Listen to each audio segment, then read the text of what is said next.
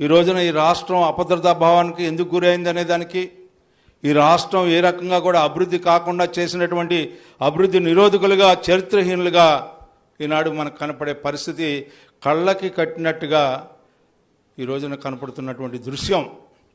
రాజధాని లేని రాష్ట్రంగా, ప్రాజెక్టు లేని రాష్ట్రంగా, పరిశ్రమలు లేని రాష్ట్రంగా, నిరుద్యోగం ప్రబలిపోయే రాష్ట్రంగా,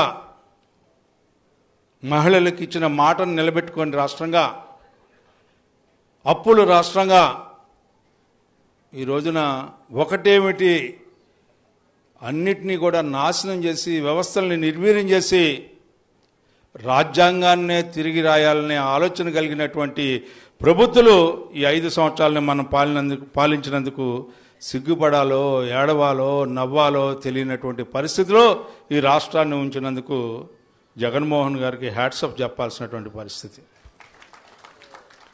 ఎందుకంటే 151 మందిని గెలిచి ఇవాళ 151లో ఏ సంఖ్య అనేది వాళ్ళు కోరుకోవటం, తెలియక కోరుకోవటం, ఏ సంఖ్యను కోరుకోవాలో తెలియనటువంటి పరిస్థితిలో ఈనాడు ఈ రాష్ట్ర పాలన చేశారంటే ఇంతకంటే దుర్మార్గం ఇంకెక్కడ ఉండదని చెప్పి నేను అనుకుంటా ఉన్నా.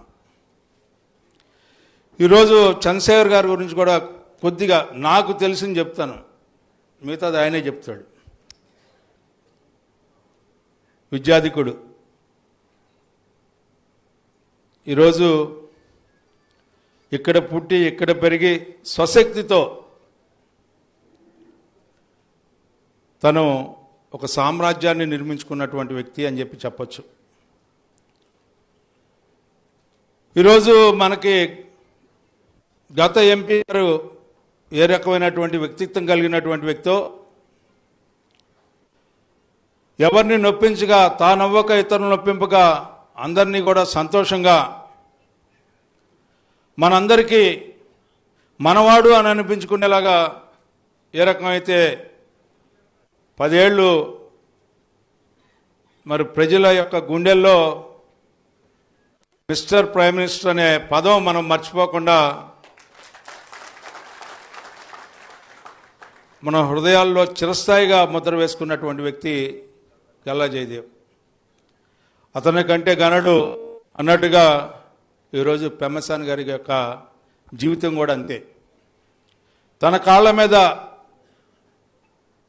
స్వయంభూవుడు అంటానికి మనం ఏ రకంగా దేవుళ్ళని అనుకుంటామో, ఒక మనిషి రూపంలో తనంతటికి తను ఎదిగినటువంటి వ్యక్తి, ఒక సామ్రాజ్యాన్ని నిర్మించుకున్నటువంటి వ్యక్తి, విద్యాధికుడు. ఈ రోజున ప్రపంచం మొత్తం కూడా ఎవరైతే వైద్య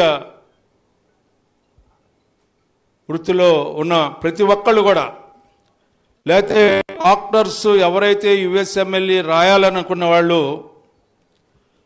ఆయన యొక్క గైడ్ని తీసుకోకుండా, వాళ్ళ యొక్క బుక్స్ని రిఫర్ చేయకుండా ఏ వ్యక్తి కూడా యుఎస్ఎంఎల్ఈ ఎగ్జామ్ రాయట్లేదు. మీ అందరు కూడా గుర్తుపెట్టుకోండి.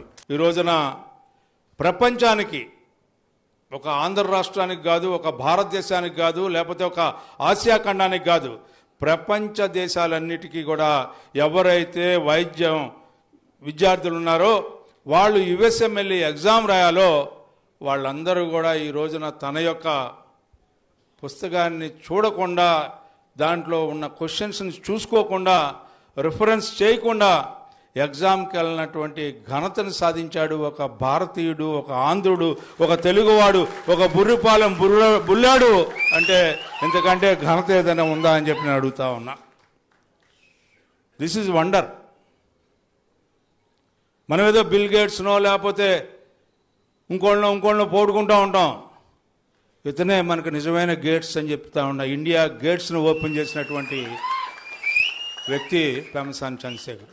నేను అతిశయోక్తిగా చెప్పట్లా, లేకపోతే పొగిడితే నాకు వచ్చేదేం లేదు. నాకు 63 సంవత్సరాలు ఆల్రెడీ వచ్చినాయి. ఇంకా నేను కుర్రాడిని అయితే పొగిడితే ఏదైనా వచ్చింది ఏంటి?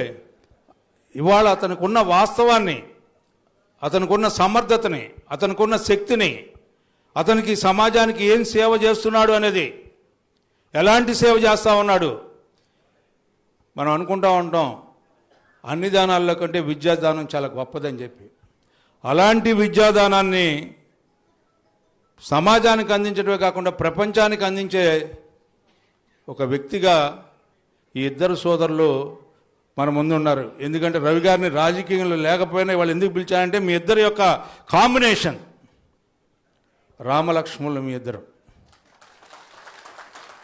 This is one more which I want to say to the people. It's a rare combination. ఇవాళ పుట్టగా సహజంగా పుడతా ఉంటాం. కలిసి ఉండటం అనేది సోదరులు ఒక కుటుంబంలో ఆ కుటుంబంలో కలిసి ఉండటం అనేది అది ఒక గొప్పతనం.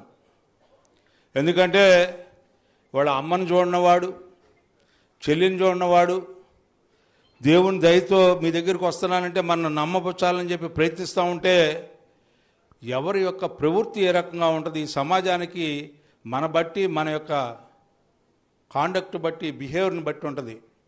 ఎందుకు వీళ్ళిద్దరి గురించి చెప్పాల్సినటువంటి పరిస్థితి వచ్చిందంటే వీళ్ళకున్న సోదర భాతృత్వం, ఒకళ్ళ కోసం ఒకళ్ళు ఉండాలనే భావన ఉన్నప్పుడు